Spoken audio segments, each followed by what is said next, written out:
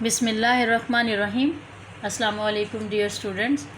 It's 16th lecture of General Science book, but first lecture of Unit 4, pollutants and their effects on environment.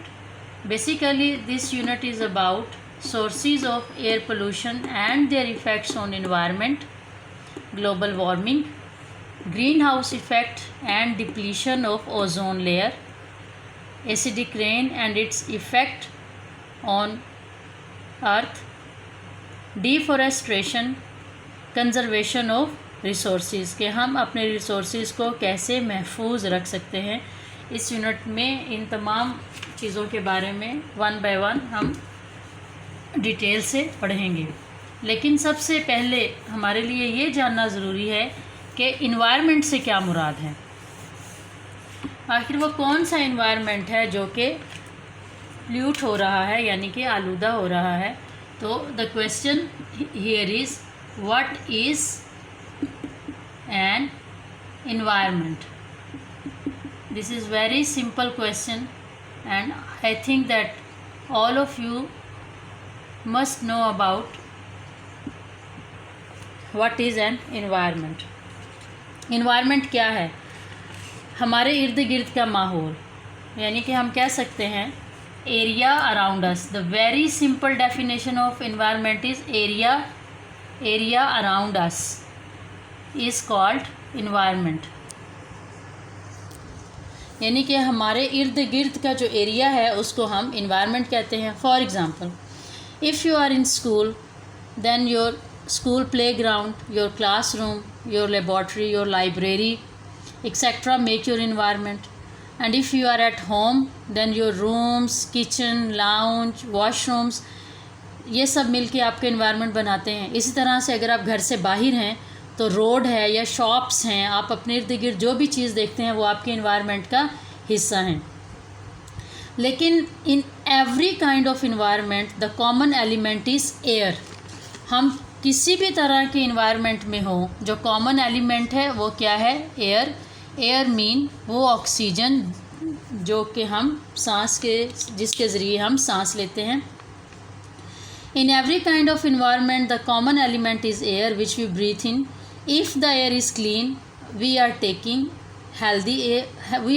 in healthy air, and if it is not clean means it is polluted, then it causes different diseases. So we can say that the poisonous and harmful substances which contaminate or pollute the air are called air pollutants. यानी कि वो तमाम के तमाम elements जो कि हमारी हवा को आलूदा कर रहे हैं उनको हम एयर पोल्यूटेंट्स कहते हैं. सबसे पहले इन्वायरमेंट आप सबको समझ आ गया कि इन्वायरमेंट क्या है. इन्वायरमेंट एरिया है, हमारे इर्द गिर्द जितना भी एरिया है उसको हम अपना इन्वायरमेंट कहते हैं. अब उस इन्वायरमेंट का एक कॉमन एलिमेंट है, वो है एयर, जिसमें हम सांस लेते हैं. अगर तो ये हमारी एयर क्लीन है तो इट्स वेरी गुड कि हम हेल्दी एयर अंदर लेके जा रहे हैं, तो इसका मतलब है कि हमारे जो अंदर ऑर्गन सिस्टम है उनको किसी किस्म का कोई नुकसान नहीं पहुंच रहा. लेकिन अगर ये एयर किसी वजह से पोल्यूट है, यानी कि आलूदा है, और वो आलूदा एयर अगर हम अपने सांस के थ्रू अंदर लेकर जा रहे हैं तो इसका मतलब है कि हम किसी न किसी बीमारी का शिकार हो सकते हैं. तो इसको एयर पोल्यूटेंट्स, हम इनको क्या कहते हैं? Air pollutants. तो एयर पोल्यूटेंट्स जो हैं वो क्या हैं? What are air pollutants? What are air pollutants? The harmful substances, the poisonous substances, harmful or poisonous substances that gets in our air and make it polluted. अब यहाँ पर सवाल ये पैदा होता है कि आखिर वो क्या ऐसे सब्सटेंसेस हैं जो कि हमारी एयर में शामिल होकर हमारी हवा को आलूदा बना रहे हैं. Let's have a look on all these different elements. Okay, what are air pollutants and their sources.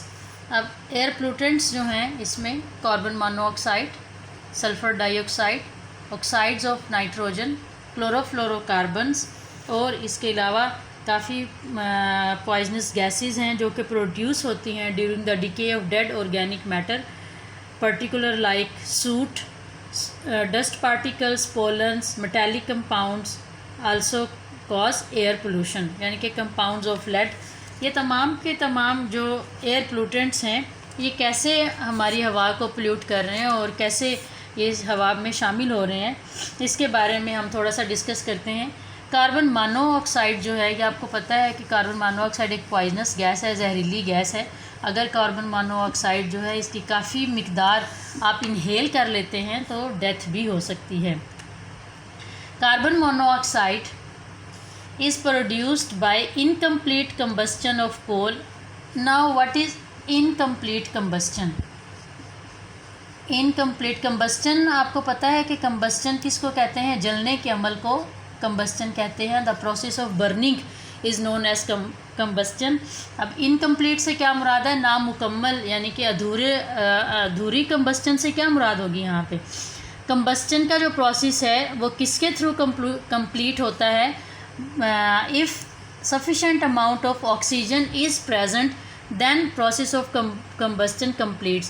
लेकिन अगर ऑक्सीजन की मिकदार सफिशेंट नहीं है और वहाँ पर कंबस्टन का प्रोसेस, यानी कि कोई भी चीज़ जलाई जा रही है लेकिन वहाँ पर ऑक्सीजन की जो मिकदार है अगर वो सही उतनी नहीं है जो कि उसको उस प्रोसेस को कंप्लीट कर सके तो उसको हम क्या कहते हैं? Incomplete combustion.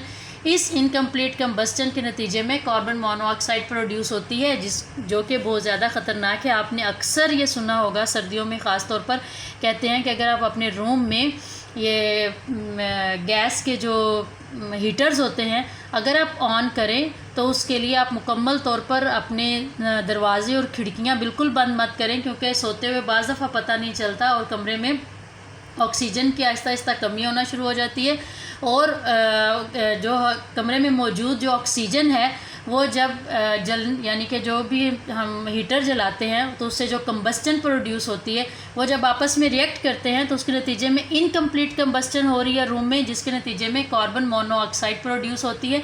इस कार्बन मोनोऑक्साइड की अगर हम काफ़ी मिकदार हम इनहेल कर लेते हैं तो इसका जो फर्स्ट अटैक है हम पहले बेहोश होते हैं और अगर उसी बेहोशी की हालत में अगर मज़ीद कार्बन मोनोऑक्साइड हमारे सिस्टम में दाखिल हो जाए तो डेथ हक्कर हो जाती है। So that's why carbon monoxide is a very poisonous gas and that is produced by incomplete combustion of coal and other fossil fuel। fossil fuel कौन से हैं? नेचुरल गैस, पेट्रोल, ऑयल, यानी कि वो फ्यूल जो कि ज़मीन के अंदर हमारे लिए मौजूद हैं उनको हम फॉसिल फ्यूल कहते हैं। Also smoke released from motor vehicles and industries is the main source of carbon monoxide। लेकिन इसके साथ साथ जो है वो धुआं जो कि हमारी ये जो रोज़मर्रा की ट्रैफिक जो सड़कों पर रवां दवा है और इंडस्ट्रियों से निकलता हुआ जो धुआं है वो भी कार्बन मोनोऑक्साइड को प्रोड्यूस करने का अहम ज़रिया है। नेक्स्ट जो गैस जो कि बहुत ख़तरनाक गैस है वो है सल्फ़र डाइऑक्साइड। सल्फ़र डाइऑक्साइड जो है ये कैसे प्रोड्यूस हो रही है? Sulphur dioxide is produced by burning of coal और ऑयल इन फैक्ट्रीज़।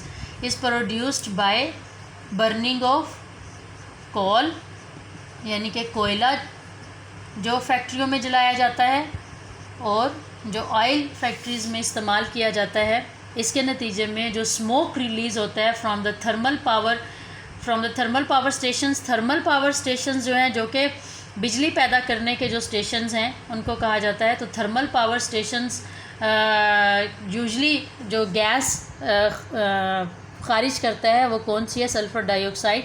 इस तरह से oxides of nitrogen are produced by burning of coal and oil at high temperature industries and vehicle engines. इस तरह से जो नाइट्रोजन के जो ऑक्साइड्स हैं यानी कि NO एंड NO3 ये भी कैसे प्रोड्यूस होते हैं? सेम, अगर इंडस्ट्रीज़ में कोल और ऑयल को बहुत ज़्यादा हाई टेम्परेचर पर अगर बर्न किया जाएगा तो उसके नतीजे में नाइट्रोजीनस जो ऑक्साइड्स हैं ये प्रोड्यूस होते हैं जो कि बहुत ज़्यादा हार्मफुल हैं। Chlorofluorocarbons are the compounds which contains chlorine, fluorine and carbon atoms. इसीलिए क्लोरोफ्लोरोकार्बन्स को शॉर्ट फॉर्म में CFCS की फॉर्म में लिखा जाता है, CFCS। क्लोरोफ्लोरोकार्बन्स। एस जो है ये कार्बन्स के लिए यहाँ पर यूज़ किया जाता है। तो ये कौन से कंपाउंड्स हैं? The compounds which contain C for chlorine, F for fluorine and again C is for carbon. So in short form we say it chlorofluorocarbon are used in aerosol sprays, refrigerators and air conditioning system. On leakage from these applications chlorofluorocarbons enter the air. अगर ये जो जिन appliances के पीछे बात हुई है, जैसे aerosol sprays हैं या रेफ्रिजरेटर्स हैं और एयर कंडीशनिंग सिस्टम हैं, अगर किसी वजह से ये लीक हो जाते हैं तो इसमें से जो गैस क्रिएट होती है वो क्या है? क्लोरोफ्लोरोकार्बन है, जो कि जब एयर में शामिल होती है तो हमारी एयर को पोल्यूट करती है। Fossil fuels, coal, natural gas, oil, petrol and aerosols are the main sources of air pollutants. तो एयर हमारी हवा को जो चीज़ें आलूदा करने का बाइस बन रही हैं उसमें कौन कौन सी चीज़ें शामिल हैं? Carbon monoxide, sulphur dioxide, oxides of nitrogen, chlorofluorocarbons and fossil fuels. Okay, अभी हमने एयर पोल्यूशन के बारे में पढ़ा कि कौन कौन से एलिमेंट्स हैं जो कि हमारी एयर को पोल्यूट कर रहे हैं। लेकिन अब हम ये देखेंगे कि इनका इफ़ेक्ट क्या है हम ह्यूमन बॉडी के ऊपर, या जो हमारे ह्यूमन ऑर्गन सिस्टम है इसके ऊपर इन एयर पोल्यूटेंट्स का इफ़ेक्ट क्या है, ये किस तरह से बैडली हमारे सिस्टम को जो है वो ख़राब कर रहे हैं। तो सबसे पहले कार्बन मोनोऑक्साइड। कार्बन मोनोऑक्साइड जो है वो क्या है? Carbon monoxide is a colourless, odourless. Colourless means कि इसका कोई रंग नहीं है, ऑर्डरलेस मीन्स इसकी कोई मखसूस स्मेल नहीं है, यानी कि हम ऐसे स्मेल से नहीं पता कर सकते कि हाँ कि ये कार्बन मोनोऑक्साइड गैस है। Odourless means no smell. Poisonous, जहरीली गैस है। जहरीली गैस इसलिए है कि अगर इसकी ख़ास अमाउंट अगर आप इनहेल कर लेते हैं तो इंसान की डेथ हो जाती है। ऐसा क्यों है? It affects the human organ system badly and causes headache, brain damage and respiratory problems. When carbon monoxide reaches our blood, actually carbon monoxides को इनहेल करने से डेथ क्यों हो जाती है? इसकी क्या रीज़न है? इसकी रीज़न ये है कि कार्बन मोनोऑक्साइड जो है जब हमारे ब्लड में पहुंचती है तो इट बाइंड्स विथ हीमोग्लोबिन। अब हीमोग्लोबिन जो है वो क्या है? आपको पता है कि ये एक ऐसा सब्सटेंस है जो कि हमारे हार्ट तक, जो कि हमारे ब्लड में ऑक्सीजन को कैरी करता है और फिर ये ब्लड ऑक्सीजनेटेड ब्लड जिसको हम कहते हैं, ये ब्लड जब हमारे हार्ट तक पहुंचता है तो हमारा हार्ट जो है वो हेल्दी ब्लड को हमारे पूरी बॉडी में पंप आउट करता है। लेकिन कार्बन मोनोऑक्साइड जब हमारे ब्लड में शामिल हो जाती है तो ये अपने आप को हीमोग्लोबिन के साथ अटैच कर लेती है। उससे क्या होता है कि हीमोग्लोबिन की जो ऑक्सीजन कैरिंग कैपेसिटी है वो कम हो जाती है और हीमोग्लोबिन जो है वो सफिशेंट अमाउंट ऑफ ऑक्सीजन जो है वो नहीं पहुंचा पाता, जिसकी वजह से जो है वो जब हमारे हार्ट तक ऑक्सीजनेटेड ब्लड नहीं पहुंचता तो हमारी हार्ट की जो वर्किंग है वो स्टॉप हो जाती है, जिसकी वजह से फिर डेथ अक्कर हो जाती है। लेकिन इसकी जो फर्स्ट जो इसकी कॉजेज़ जो इलामात हैं वो क्या हैं कि हेडेक बहुत ज़्यादा होना शुरू हो जाता है, जिसकी वजह से इस ब्रेन डैमेज भी हो सकता है और हमें सांस लेने में प्रॉब्लम होती है और ये हीमोग्लोबिन के साथ मिल जाती है। हीमोग्लोबिन की जो ऑक्सीजन कैरिंग कैपेसिटी है उसको ये रिड्यूस कर देती है, जिसकी वजह से इंसान की डेथ अक्कर हो सकती है। The next is sulphur dioxide, SO2 इसकी शॉर्ट फॉर्म फार्मूला जो इसका सल्फ़र डाइऑक्साइड का। अब सल्फ़र डाइऑक्साइड जो है ये भी क्या है? ये कलरलेस गैस है, ये भी कलरलेस गैस है, लेकिन ये ऑर्डरलेस नहीं है बल्कि इसकी एक ख़ास ऑर्डर है, यानी कि इसकी स्मेल है। और वो इसकी स्मेल क्या है? Irritating smell. यानी कि जब आप ये गैस अगर कहीं आसपास मौजूद है तो अगर आप इसको स्मेल करेंगे तो इसकी अजीब सी इरिटेटिंग सी स्मेल आपको महसूस होगी। सल्फ़र की स्मेल जैसे अक्सर ये इन दिनों में अपने ये पटाखे वगैरह जो बजाए जाते हैं तो उसमें आपको एक अजीब सी वो जो स्मेल सी महसूस होती है, बेसिकली वो स्मेल सल्फ़र की स्मेल होती है। तो इसी तरह की जो इरिटेटिंग स्मेल अगर आप फील करें तो वो किसकी होगी, सल्फ़र डाइऑक्साइड की। It dissolves in rain water and causes acid rain. ये जो सल्फ़र डाइऑक्साइड है ये वाटर में डिज़ोल्व हो जाती है और उसके थ्रू जो है वो एसिडिक रेन होती है। एसिडिक रेन के बारे में नेक्स्ट हम इसी चैप्टर में इंशाल्लाह ताला डिटेल में पढ़ेंगे। Exposure to sulphur dioxide can cause breathing difficulties, pneumonia and lung cancer. कि अगर सल्फ़र डाइऑक्साइड की कार्बन मोनोऑक्साइड की तरह अगर सल्फ़र डाइऑक्साइड भी की सफ़िशेंट अमाउंट अगर हम अपने अंदर इनहेल कर लेते हैं तो उससे हमें सांस लेने में मुश्किलात पैदा हो सकती हैं, हमें निमोनिया हो सकता है और खुदा न खास्ता हमारे जो लंग्स हैं वो कैंसर का शिकार भी हो सकते हैं। इसी तरह से जो ऑक्साइड्स ऑफ नाइट्रोजन हैं कि नाइट्रोजन के ऑक्साइड्स जो हैं वो हमारी बॉडी में क्या डिजीज़ क्रिएट कर सकते हैं। Oxides of nitrogen, oxides of nitrogen are all toxic gases. Toxic gases means वो गैसेस जो कि हमें नुकसान पहुंचाती हैं, यानी कि पॉइजनस जहरीली गैसें। They dissolve in rain water to cause acidic rain. They have severe effects on lungs and damage them. अभी ये जितने भी हमने एयर पोल्यूटेंट्स के बारे में पढ़ा, एक कॉमन आपको चीज़ नज़र आई होगी इन सब के बारे में, वो क्या है कि दे इफ़ेक्ट आवर रेस्पिरेटरी सिस्टम। कि ये बैडली जो है वो हमारे रेस्पिरेटरी सिस्टम को अटैक करती हैं। और अगर आपको पता है अगर हमारा रेस्पिरेटरी सिस्टम अगर फेल हो जाता है तो डेफिनेटली अगर हम सांस ही नहीं ले पा रहे हैं सही तरह से तो उसका जो नेक्स्ट फेज़ है वो क्या है, वो डेफिनेटली कि वो डेथ है।